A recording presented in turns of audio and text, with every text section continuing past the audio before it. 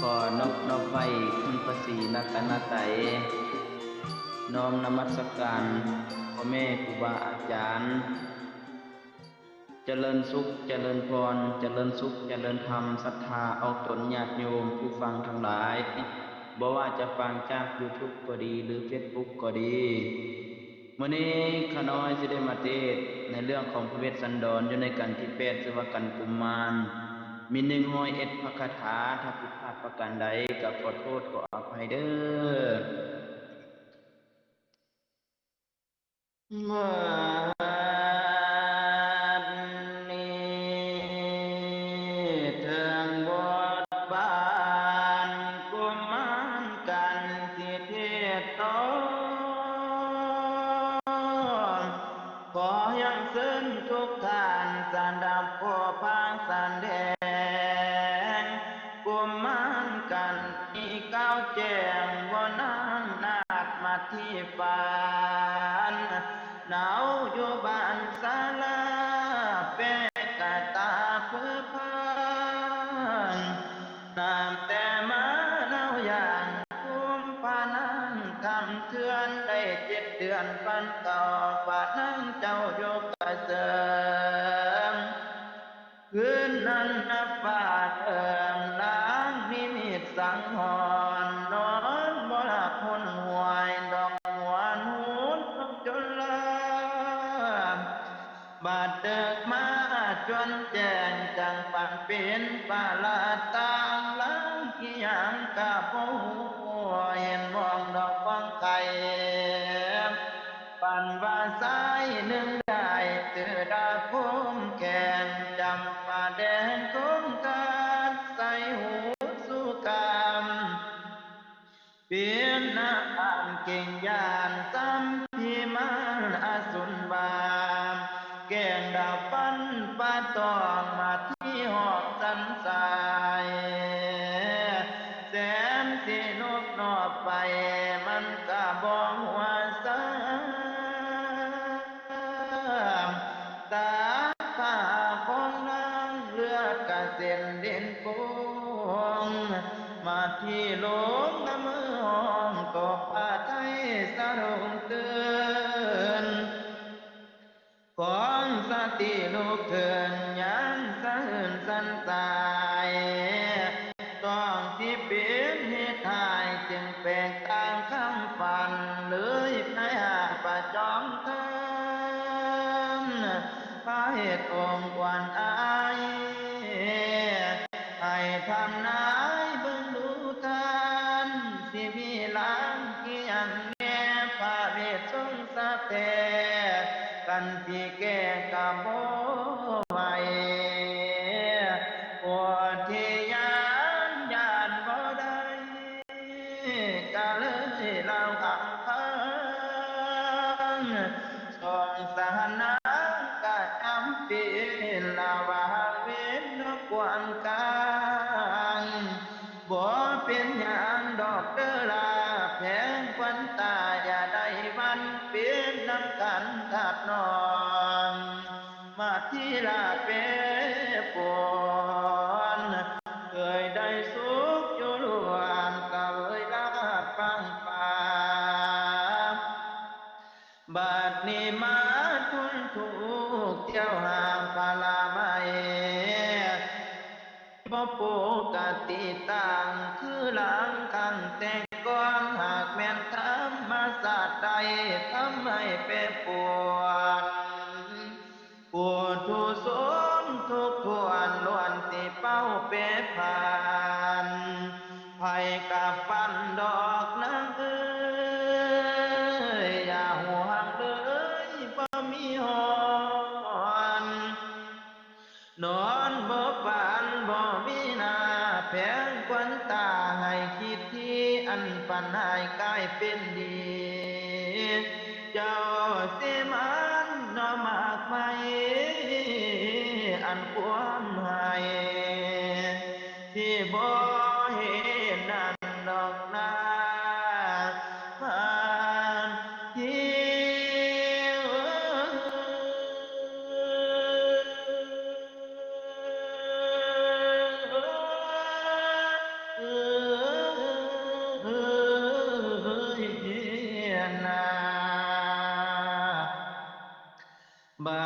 นี้กลมข้าพระลาวางเห็นต่างข้ามินสังหรณ์ใจอาวรณ์คณินทิพย์นิมิตปันบ่มีแล้วหวยว่าดีก็ตามแล้วใจบ่ดีมาที่จมกับอาสมปุกลูกลาให้ลงล่างสวยเสียเจ็บมาแล้วบัดนี้เม็ดที่จากสองลาตาเบ่งหาหัวมันหมู่ฝนปาลาไม้ไอ้บอกใจดอกฟังมีใจบ่ดีแม่ปันตากันหานังเจ้าอย่าอ่อนปวดอายเอวพี่สายเท้าสาลีเปลี่ยนผู้อายให้เจ้าเบิ่งกันหายานี้ไก่สาลาพิลสถานแถวนี้มาที่น้ำสองลาแผงควันตาไปฝากโคปางก่อนย่อยกน้อมประจอมเจ้าให้เบิ่งแย้งมือบัดนี้ปานสว่างแจ้งนอนสิจากภูมิสถานสองกุมารสายใจให้เบิ่งแย้งดูสวยผู้ขาสวยบ่มัวใจมัวใจบอกคือเก่าให้ลูกเนาอยู่ห่วมเคียงข้างอย่างป่าเด้อพี่เด้อว่าแล้วบ่ได้ทราบอายกะตะถือเสียมเตรียมตัวไปในไทยเพื่อแสวงหาผลไม้เดินลงไป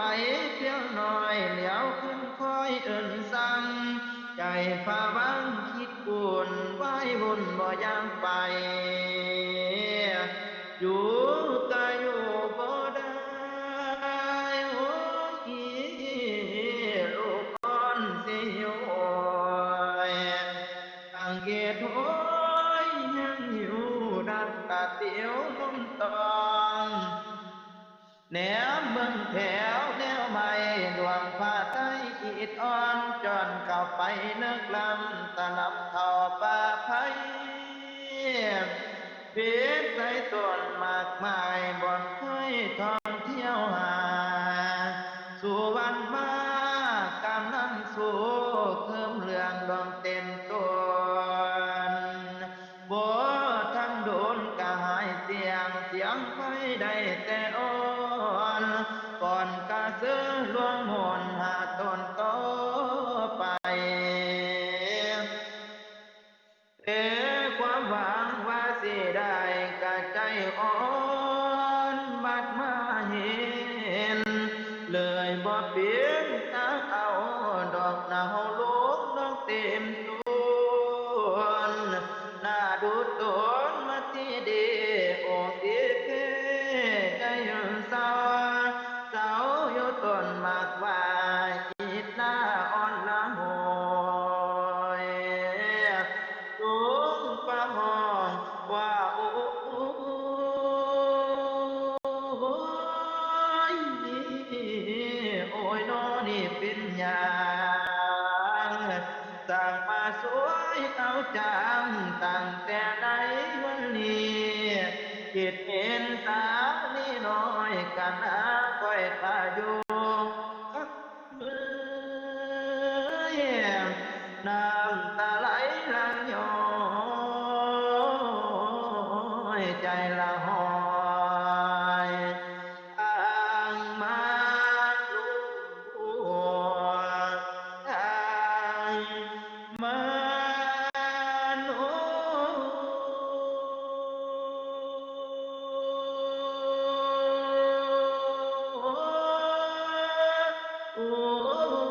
โอ้ยนะในตอนนี้จอได้เพียงเท่านี้มาที่กว่าแสวงหาก้าวถึงตาพามลูกเดินปาวาตา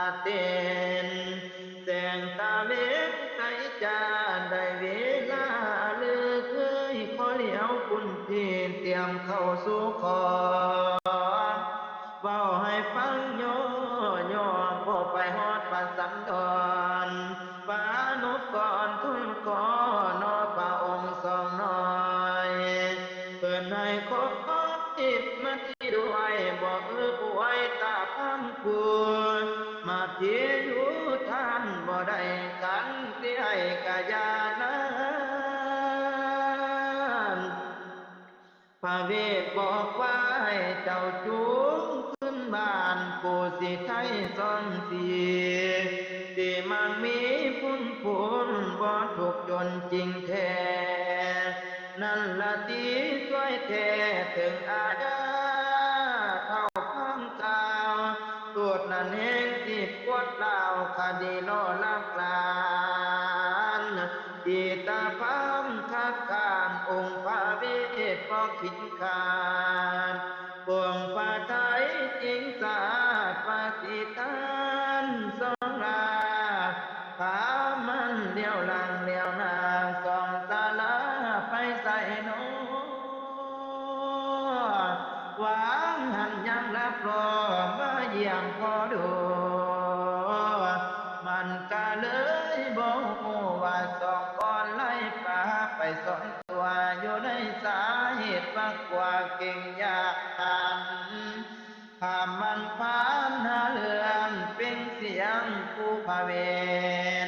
ว่าทำให้พิษยิกเขียวไอ้สองเดียวแล้วนี้บ่สมสร้างตั้งแต่กี้ว่าพระเวทใจบุญพระจอมคุณสนอนจึงก้าวแจงแถลงการเอาสิทานจึงนาสีนำมาหมอบทานลูกของเฮาอันสิยานจึงพันต้องสอนตนถ้าอยู่นี่ละพอตัวคอยสิคอยนำหาบูเดียวกะมาบ่ทันนั้นสิหมดทางจริงแท้พระองค์แลเลี้ยวเอิ้นหาตั้งหลายญาณลูกทั้งสองเจ้าอย่ายานหยิบมาพี่พอมาตามห้อยสองลูกลาสองอ่อนหอดสาโบกาลานีห้อยกาสาลีและหนีหุ่นเกียวเนทิดยาวอยู่ในนี้ปัญญาดีสีเด่นเห็นแต่ห้อยขึ้นแล้วโอ้ยนกแก้วสลัดเดือ หากว่าธรรมศาสตร์เสื่อมสัตตโลกทั้งหลายยอมย่านตายเอาตัวได้ลิกนีหลบลีลูกสาวดีกันหาแก้วกับคือเดียวเอาตัวรอดยอดดวงใจพอนี่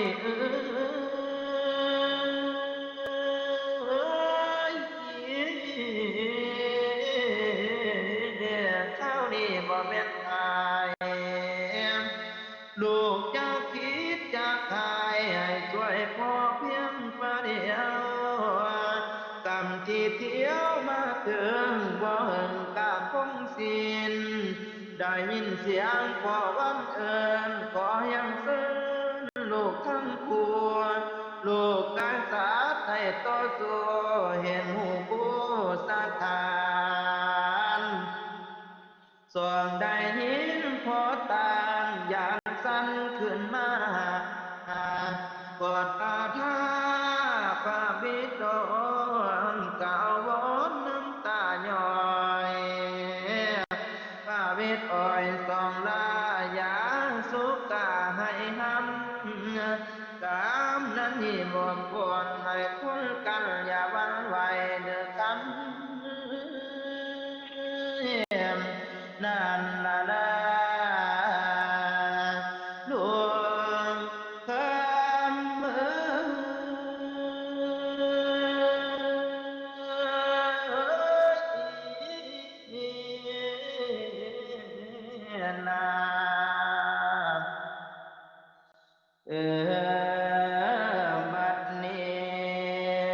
าวนั้นองค์แก่นไทยกอดพระลาดสองสีทางตาสาลีกะเหล่าทุบมานั่งย้อย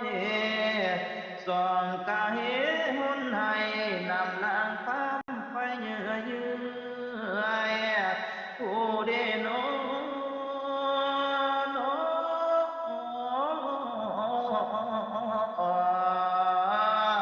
เมื่อยกะเมื่อยบ่ได้ดอกความเท่านั้นเกเดือนจังว่าคือผูกเครื่องขึ้นทอกทั้งตีการเมามีแต่ปันใดจังใดให้น้ำกลหน้าดูตนสองลาเวทนาทุกโศกโศกสาตาตั้มต่อยบนหน่อยถอยพาลาเกิดเป็นลูกเจ้าฟ้ายังได้ทุกข์ทรกา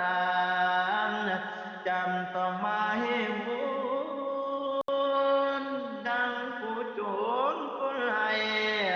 ความจะหายบ่มีเวรหากเป็นกรรมแต่สากลสองบังอ่อนตั้งแต่กี้ก็เคยฆ่าทานพันไผก็บ่อาจข้ามนี่คู่กรรมเวรเคยทำเข็นทำขอก็กันดอกเอาไว้อุปมาสุนเสืออันป้อนกับผู้เฮาอีกากับนกเขาเข้ากี่ในก่อเวนพญาบาปก็เวียนเห็นกันต้อยตบตีพอว่าเว้นมีแต่ข้าวหลังดังพังกับสองหอยมันบ่อ้อยสาแล้วหมดแนวกาแต่นั้นหน่อยหนึ่งตั้งต้อยตัวเห็นก่อนนอนทลาปวงกาลาดัดโลกกากาฟาดกับหินจนว่าวินสนุบมีข้างกะไตตำพื้นบาดวางหัวงี้คืนสองกุมารมิตรจีลีอิตาพังกดกามึงหน้าบาดไหลทานกิดแต่เพียงเท่านั้นขึ้นไปสู่ภูมินีเห็นสองที่กำลังโอบกอดพาลือสีเจ้าพามก็เอาตนเขาถึงองค์ผู้ทรงแทนลากทรงแขนอ่อนลามาแล้วกะเล่าตีสู่บ่ฟังบัดนี้กูสิเคลื่อนานพาเวทฟังเกือบอดใจสิบ่ฟังสิบ่ฟังคำมอนเห็นแต่พามตีน้องสองกุมารบ่ยานเด่นเกิดกิเลสลูกเวอหรือสิข้ามบักหาพันคิดแล้วทุกข์ข้ามาข้ามกะติตื่นขึ้นกามทุกข์ปานใดที่ทนหาพอว่าทางไปแล้วหมดโซเอลสงบเนียมบ่ไว้ติงตั้งเทียงเสียงสองรามให้ไก่เยินดอกทางหายแม่นทุกข์แม่นสองน้องอายปวดตึกเข็นหนาพามแห่งจิตตาลิกาก่อป่าเหหุนห้องสาลีอ้อยป่าลุ่มนองปุตสาเจ้าอย่าให้หำตัวฟังกามแล้วลาแสนสิห้องกระเป๋าได้โอ้ยแห้งห้องเพิ่นแห้งหายเงียบคืออุ่นทุนหัวที่สิผัวนางเองบ่เหลือน้องลำนองมองเห็นกัน กันหายสุขีจะอื่นตากำเฮาโนน้องแก้วบ่มีแล้วผู้สิมองอีต่อพ่อกะบ่จองให้เขาจองจำมาสิเพิ่งพิงพระบิดาอยู่ป่าดงบ่ทั้งพวงสู่ตกลงเข็นกองไผสิมองอยู่สวยพ่อแม่เจ้าและคอยก็คือดังว่ามาธรรมดาเป็นกำพร้าพ่อและแม่ใต้ฟ้าอยู่ตามเฮือนตามศาลก็หาขออยู่ใดบ่มีไผดอกตีข้างขอละมาละแกส่วนว่าพ่อแม่นั้นก็คือดามดังบ่มีอย่างว่าสางทุ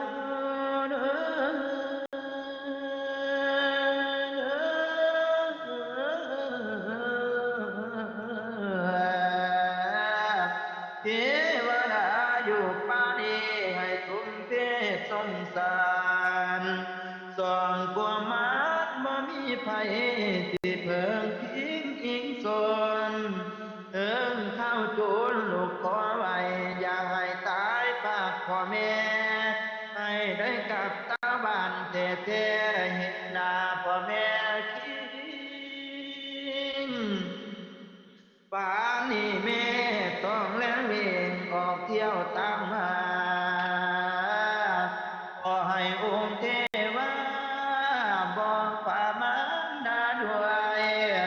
ลูกความสวยคือปีกาพามารดาให้มาสวยโอ้ว่าตาน้องตาน้อยยังก็น้อยอย่าติดต้องแต่ผู้เดียวนี่ทอน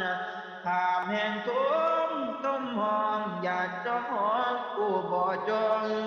สู้คงตายทางแท้ขันยังให้บอกเงียบเสียง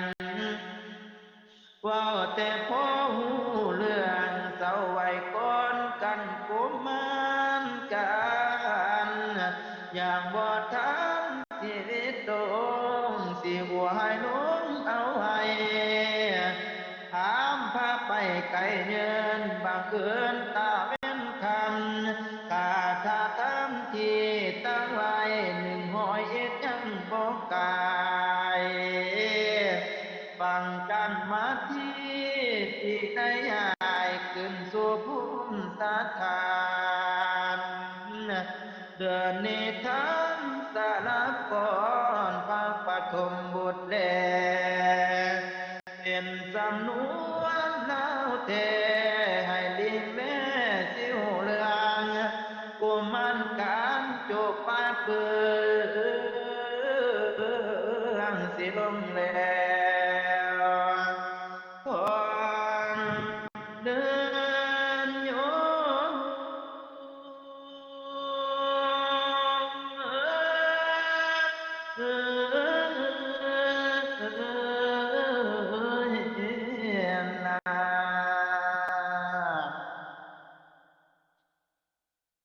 พอดีเทศ